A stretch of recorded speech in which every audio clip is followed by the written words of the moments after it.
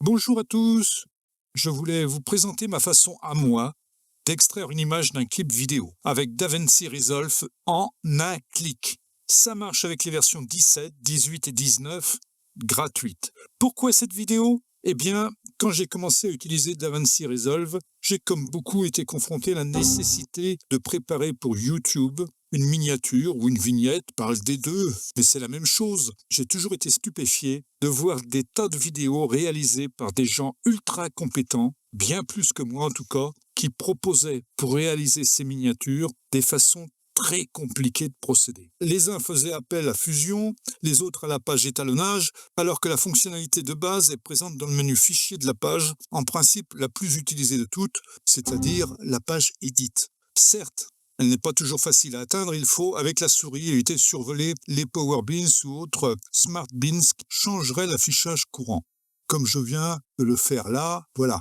Ici, par exemple, ça y est, j'ai perdu l'image courante. Dans la version 19, il semble qu'on le récupère assez facilement en ressortant des Power Beans. Ça n'a pas toujours été le cas. En fait, pour éviter tous ces problèmes, il suffit d'affecter cette fonctionnalité de base à une touche inutilisée, comme je l'ai fait pour obtenir le résultat désiré. Par exemple ici, dans le projet ci-dessus, j'ai glissé quelques clips sortis du module de formation DaVinci proposé par Blackmagic Design. Je prends l'un de ces clips bien connus d'un avion jaune survolant un troupeau de flamants roses, me semble-t-il en tout cas. Je choisis une image au hasard, que celle-ci par exemple. J'appuie sur la touche slash du pavé numérique que j'ai configuré de la bonne manière et j'arrive dans mon répertoire des rushs, dans mon master ici au niveau des images et je peux d'abord, je peux choisir le format désiré, DPX, IN, TIFF, JPEG, PNG, PPM, etc., etc.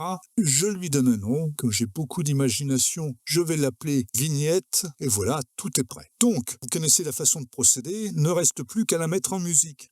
DaVinci Resolve, Keyboard Customization. Il nous reste à trouver, alors je ne vais pas rester sur ce clavier-là, je vais prendre celui-ci. Il nous reste à trouver la fonction qui fait l'affaire. Elle se trouve dans Application, File, Export, Current Frame as Still. 3 petits points de suspension. En fait, en anglais, le nom de la fonction correspondante est File Export Current Frame as Still, et en bon français, fichier, exporter la frame courante en tant qu'image fixe. Il suffit de lui attribuer une touche inutilisée, de préférence. Moi, j'ai choisi le slash du pavé numérique. En fait, j'ai reconfiguré pratiquement tout le pavé numérique pour mes besoins personnels. Donc là, voilà, c'est fait. Je sauvegarde. Je vais utiliser ce clavier reconfiguré que j'utilise pour mes tests, DaVinci Resolve GG. Je ferme, je vais venir prendre une des images de ce clip, celle-ci par exemple.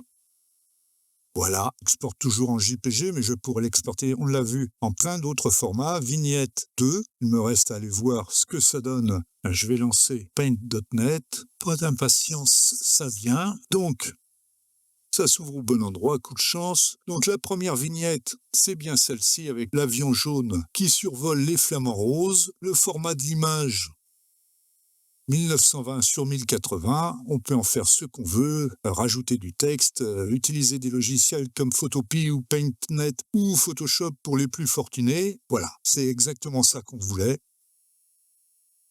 Et c'est, comme vous le voyez, en un clic et le plus simple possible. Voilà, c'est tout. J'espère que cela vous sera utile, auquel cas n'hésitez pas à cliquer sur le pouce levé en dessous de la vidéo, et même si le cœur vous en dit, à vous abonner pour de nouveaux trucs simples à utiliser avec DaVinci ou d'autres applications.